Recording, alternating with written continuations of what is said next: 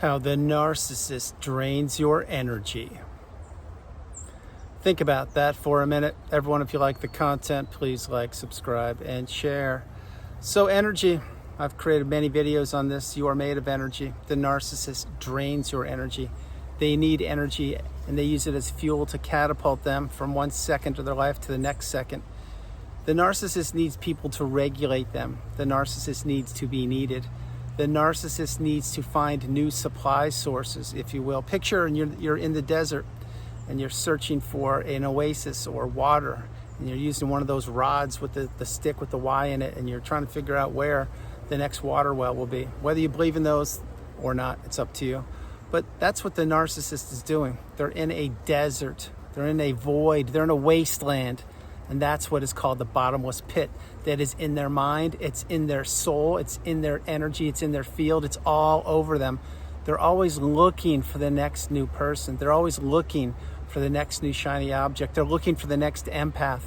They're looking for the person who will be trusting, who will be giving to a fault, who will be committed, who will not know what narcissism is, who will be believing in the mask, and who will give the narcissist more and more and more chances for the narcissist to take their energy and drain their energy. So finishing up with that example in the desert, or it doesn't have to be the desert, I suppose, but when the narcissist finds a well, which is a new supply source, what do? That's right, you're getting it. They deplete that fuel source. They dry it up. They take everything from it they can, and then they get that lightning stick or whatever it's called, the rod, and they look for another fuel source. Now, you may like that example, you may not. All my videos are created in real time on the fly with my real life experiences. And I was one of those wells. I thought I was the well. I wasn't the well. I was one of dozens, maybe even more people that were trapped in the narcissistic fog, in the narcissistic cycle, who didn't know what narcissism was. And then what happened? Once the narcissist took whatever they could from you, essentially when they drained your energy, that's when the discard is right around the corner. That's when they will insert a new supply source, and that's when they will slither off into the darkness looking for somebody else or getting ready for that other person to take your spot. You didn't know back then what you know now. You weren't taught this. You weren't formally educated. And truth be told, you could spend all the tens of thousands of dollars on a course. You could attend any university you want to. You could spend 3 months straight with a PhD. If you didn't live in the narcissistic abusive cycle for one moment, you may know the terms, you may know the definitions, you may know what certain aspects of toxicity are, but you don't know what it's like to feel trapped in a mental mindset, a prison, if you will, not knowing how you got there, not knowing that nothing would ever be good enough, and not knowing that there was, and I repeat, there was and is a way out. You see, when you were in that cycle, you didn't know what gaslighting was. You didn't know what stonewalling was. You didn't know what object constancy was. You didn't know what triangulation was, and so much more. You have learned what those terms are, or you are learning. And you are putting your real life experience coupled with the definitions in the glossary on the narcissistic abusive cycle. And that is equaling wisdom. This wisdom you're acquiring is a newfound wisdom. And that wisdom, with newfound wisdom, comes great responsibility. Just like I shared in so many one-on-one sessions, and I've shared in so many videos over the years. Remember Spider-Man? Who is Spider-Man? Well, his name was Peter Parker. He was bitten by that radioactive spider, and he became a superhero, but he didn't know what to do. He didn't know how much strength or how many superpowers he had.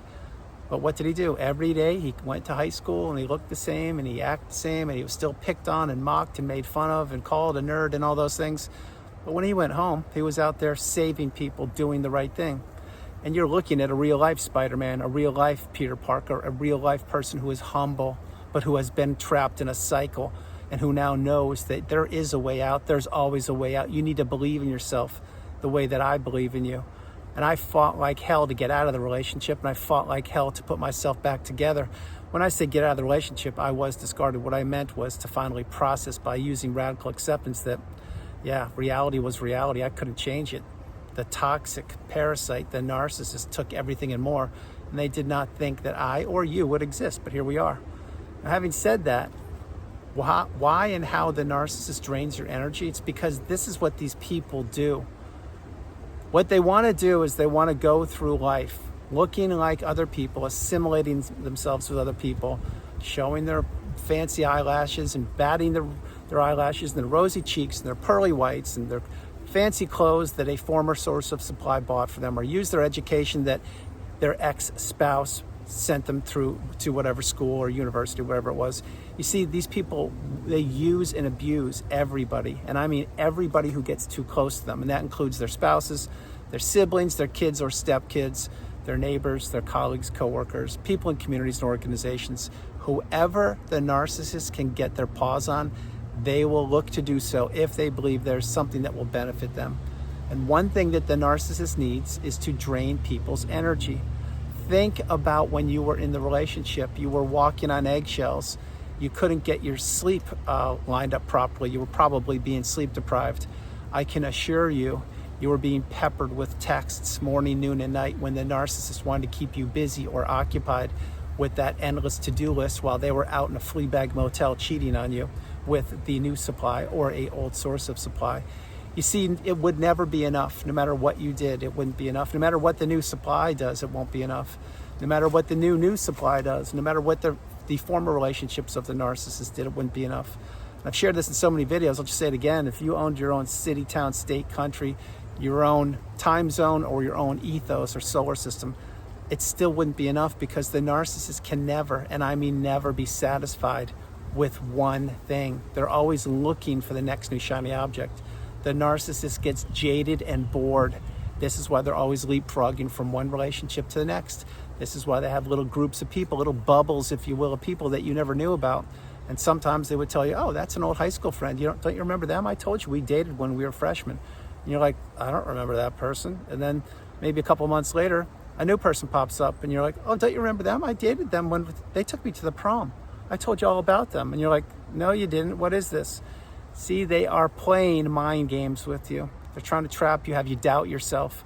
They're trying to believe that you don't know what you're talking about. They're trying to have you believe that you won't know what you're talking about, because every time that you got a little crack of light or a little validation of that you were honing in the truth, they would probably try to disrupt you or distract you. Maybe give you a little love bomb, maybe give the silent treatment, maybe throw a rage fit. Who knows what it would be? But when the narcissist knows that somebody's figuring them out, they usually line up a new source of supply. They usually punish that person, which was you and certainly was me, more to keep us off balance. And then we, the people who didn't know what we were up against, meaning that we were in a narcissistic or toxic relationship, we usually, after a period of time, apologize because we want to break the ice and make sure everything's good and we can just go back again for another round of abuse and toxicity. We didn't know that we were in an abusive relationship. We didn't know what toxicity was. We didn't know it had two legs and it walked and talked just like us. We didn't know that that person that you are considering knew exactly what they were doing, and they did it deliberately, intentionally, and on purpose. We also didn't know it wasn't just us in the relationship. There were multiple people that the narcissist was emotionally cheating on, stealing money from, breaking up other people's marriages, counter-parenting, not co-parenting, parental alienating, dragging out the divorce, the legal system, claiming that they were divorced when they got together with you, even though they were still married to their former source of supply. The narcissist will tell you anything they want to tell you, and they will hope that you're believing it. And if you believe it, well, now you're in the narcissistic fog, and you're now being devalued, and now you're doing what they want you to do. If you don't believe it, they will probably put a little more effort into you to see if you will buy it, and if you don't buy it, they'll probably slither off elsewhere. But this is why these relationships all have an expiration date. This is why no good deed goes unpunished in the eyes of the narcissist. And this is why these people don't improve. They never improve. They can't improve. What they can do is wear a new mask and move to a different time zone and sponge off somebody else's time or money or house or car or job or hobbies or access to whatever it is. But even then, that person is either going to turn out to be toxic, or they're going to get burnt out or jaded, or they're going to figure it out. Or worst case situation, and I'm talking about the new supply, when the narcissist goes from one time zone to the next or wherever they go to, or that person gets caught up so deep like you did that they stay stuck in the narcissistic fog. And once you're in the narcissistic fog, meaning you're trapped up in the relationship, you're probably in the trauma bond, and you are being devalued. And all three of those are unique to themselves, yet they all equal one thing, which is toxicity. They all are part of the narcissistic abusive cycle. I'm talking about the devaluation stage, the trauma bond, and the narcissistic fog. But when someone is in there, there's no guarantee they're going to get out. Now you may say, well, why would you say that, Andrew? You are a uplifting, positive person full of wisdom and fortitude and growth, and you just want to pay it forward and share. And you're right, that's all I do. It's what I will do for the rest of my life. However, you need to remember, you are one of the people who figured it out. You found the needle in a haystack, and that's why you're here in the community. That's why you're getting your cup full, and that's why you're putting yourself back together. For every one of you, there are, I'm not going to put a number on this one, but there are a lot more people that will never know what you know. Just like with the video, we're at the 10-minute and 33-second mark. Well, you made it this far in the video. How many other people made it this far in the video? See, you're determined. You're resilient. You're craving the answers to the questions you have. You realize the narcissist will never give you closure. You realize they wanted to drain your energy. You realize that they crumbled you up like a sheet of paper and probably threw you away in the freeway, believing you would never figure it out. You wouldn't see behind the mask and you wouldn't put two and two together. And that's what most people had done before the narcissist met you. You're different. You're here. That's why you need to focus on yourself. That's why you have to control what you can control. That's why you have to live in the present moment. That's why you have to cut the four ties: the emotional tie, the financial tie, the physical tie, and the spiritual tie from the parasitical individual, which is the narcissist. They will make your life very difficult. They will make your life very challenging. They will drag it out any way possible. They will do whatever they can do by administering the smear campaign to anybody who is listening that you are the abuser, that you're the narcissist, that you're the toxic person, that you did everything wrong. There is one very powerful part of this video I'm going to share with you right now, and you really need to understand this and play it a few times. Way back when, let's say 30, 40 years ago, very few people knew what toxicity was. Narcissism wasn't a word. It was a thing and it was everywhere, but nobody was talking about it. That was then. This is now.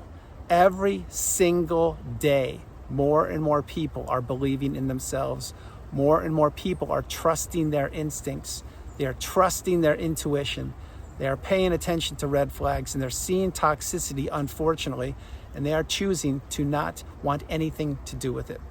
Why I said that is because 40 years ago, give or take, we didn't have the cell phone and we didn't have the internet. Now we have both. And now more and more people are connected.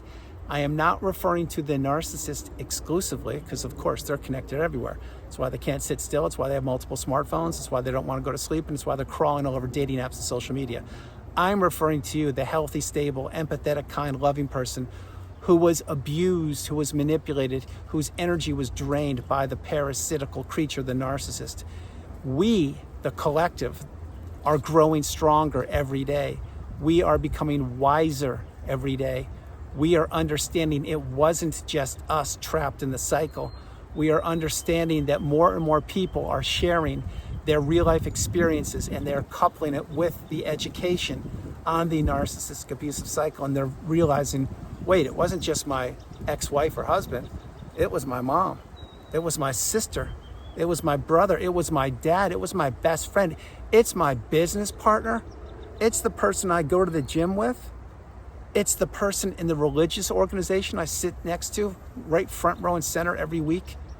They're everywhere. Well, they are everywhere. Again, this isn't a doom and gloom video. It's a video of abundance, of growth, of positivity, of realizing that your battery, your energetic battery, you, not your phone, not your laptop or tablet, I'm talking about you as a human being. It was zapped from you. It was stolen from you every minute of your life, from the minute you met that toxic person until the minute you began to heal. And eventually, when you finally went no contact and blocked them, or you finally got the wisdom and you cut all the ties with them, or you did all of those things together, whenever it happened, but it did happen or it will happen, that's when you realized, oh my gosh, I was in a life-threatening, debilitating, taxing, challenging relationship from hell, and this person wanted me to not exist. Well, you would be correct on all 5 accounts, but you're here. That's why you're stronger than you know. That's why you don't quit. You don't ever quit. That's why you don't give up. You don't ever give up. And that's why you are a fortunate person, not to have been in the cycle, but to have made it out in one piece, which is why you are here in the community. So again, let's say that you had endless energy. I'm talking about you as a human being. You still wouldn't have been enough, because the narcissist would have taken you for granted, that you're always available. You're always doing what they want you to do. You're such a good guy. You're such a good girl. They would have been bored and they would have said, you're no fun. I need to steal someone else's energy. So it didn't matter how much you had.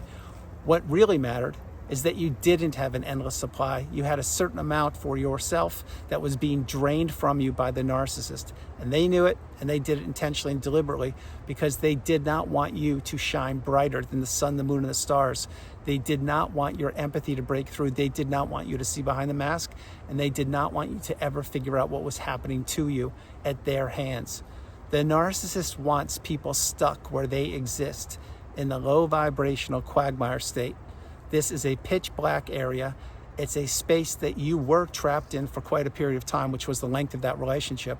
It's a place, my hope is you are no longer there, but now you know what it's like. That's inside the mind of the narcissist. Remember how you felt every time the front door would open. Would it be Dr. Jekyll or would it be Mr. Hyde? Would the narcissist be laughing it up like they just had the best day of their life, even though it was a Tuesday and they just got laid off from their job or something? You'd be saying, what's going on? Well, what happened is they perhaps had a rendezvous with somebody you'll never know about. Or maybe they blackmailed the boss and they got fired, but now they're going to get money behind the scenes or under the table. I can't tell you what these people are doing. What I can tell you is they are always super high or super low because they can't regulate themselves, which is why they need people to regulate them for them.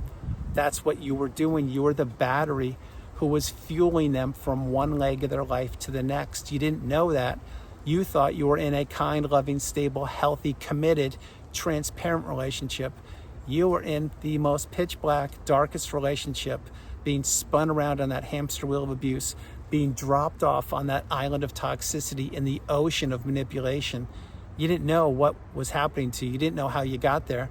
And then one day, it all ended. And it ended with a thud, a crash, and a bang. And the discard probably came out of left field. Maybe the toxic narcissist said, I'm done. I'm leaving you. I'm moving to a different country. Or I've been thinking about it and I don't want to be with you any longer. Or maybe they didn't even say it. Maybe they just disappeared. Or maybe they told you they just need time. Famous words I was told. I need time and space. I said this one time in a video before. I'll say it again to you. I was told these exact words. I need time and space. When I was told those words, I was thinking, no, you don't. But I don't know what you do need. And whatever it is, it's not going to be good for me. And you know what you're doing. Again, eventually I figured it out because I am diligent. I was persistent. I was determined. And I fought tooth and nail to figure out what I was up against. And after a period of time, I realized when that person, i.e. the narcissist, said, I need time and space, what they were saying was, I'm going to drag this out as long as possible. During this pandemic, maybe you'll off yourself, maybe you won't make it, and I hope that you don't. And guess what? My narrative that I've been telling other people for years will come true. I'll get the house, I'll play the victim card, and I'll go on to spouse number 3.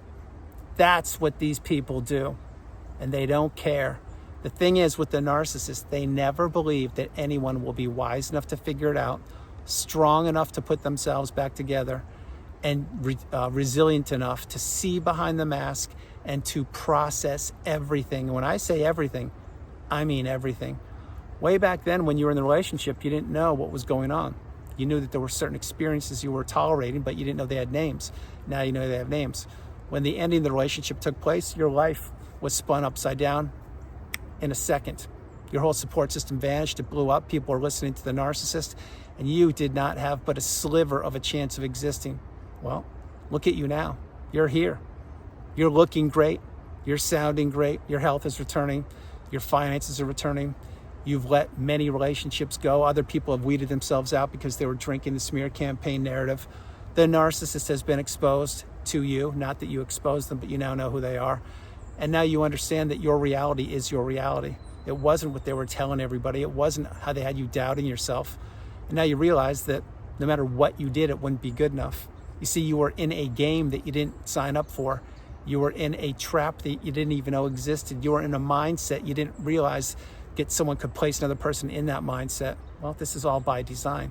That's why the narcissist, what they need is they need enablers.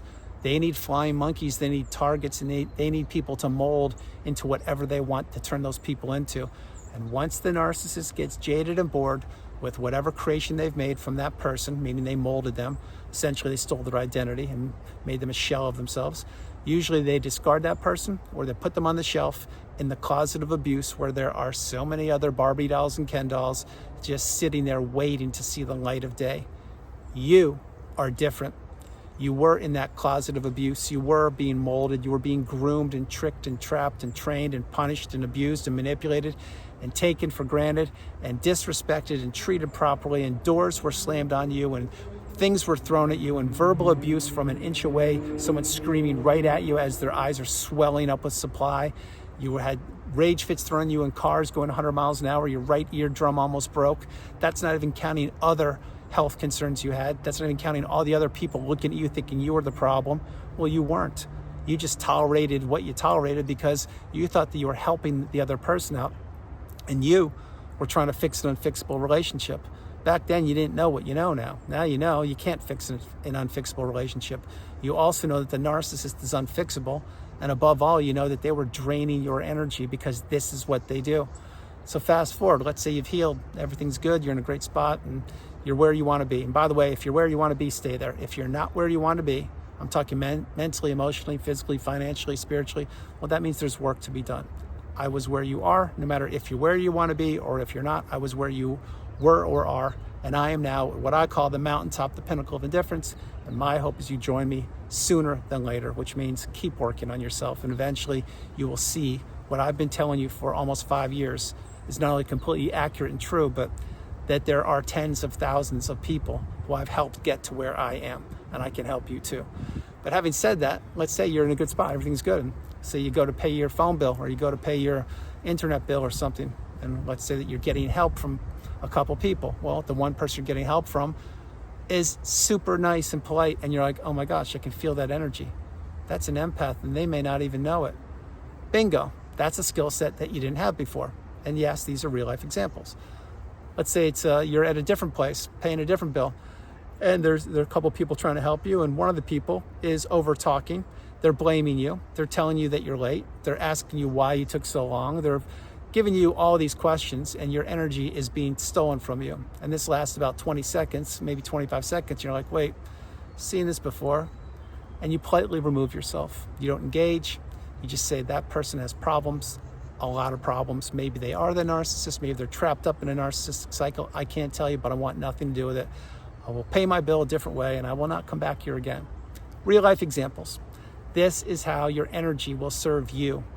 This is how your energy was being stolen from you when you were with the narcissist, because you could never, and I mean never, get your bearings. You were walking on eggshells. You were holding your breath. You were being disrespected, and you could not have a voice. Now you have a voice. It is being heard. Your trust in your instincts and your intuition. Your energy is for yourself, and nobody can steal it from you. No one can drain it from you any longer, because you've been to hell and back. You made it out, and now you've healed, or you are healing. What is the narcissist doing? Yes, the one you're considering right now. Well, I'll tell you, if they're still living, they're still doing what they're doing. If they're still living, they're trying to abuse somebody else or multiple people. And if they're still living, they, I can assure you, are trying to find someone equal or better than you. They're never going to find it. Never in a billion years. You are one of a kind. They took their best shot at you. They thought they knocked you out for the count, but they failed. And they will never, and I mean never, be able to recover from that huge narcissistic injury that you did not stay stuck in that closet of abuse with all the Barbie dolls and Ken dolls like everybody else did, because you made it out and you've healed. That's why you have your energy for yourself. So everyone, that's the video. I hope you liked it. I loved doing it. I really loved doing it. Yesterday's video was amazing for me. Today's was equally as amazing. Truth be told, I am in such a high vibrational state, and I hope to God you're joining with me on this absolutely amazing journey. I hope the higher power. Having said that, I hope you liked the video. I love doing it. From the beautiful Carolinas, this is Andrew. Namaste. I want to share this, and I will close the video. Remember a few things. Your energy is what makes you you. Your mindset, you need to keep it crystal clear. All of your resources, your time, your money, your energy, your purpose, what you share, what you don't share, where you go, where you don't go. It's all up to you to control what you do, how you do it, and when you do it. You couldn't do any of these things when you're trapped in the narcissistic abusive cycle, because you were in that washing machine of abuse. You didn't know where you were, you didn't know how you got there, and you didn't know anything other than you wanted to serve and help that person who was your abuser. Not polite words to say, but they were true. Once you get out and the clarity returns and the fog lifts and the smoke clears, you need to realize that stay away from these people as far as you can and as fast as you can. They don't change. They will never change. They only deteriorate, and all they want to do is keep people trapped so they can do what? That's right, so they can drain their energy and use it for themselves, which is why you are not an energy source. You are what I call a beautiful, bright, shining light. I love you all. God bless you, and I will talk to you tomorrow. Bye, everybody. Bye.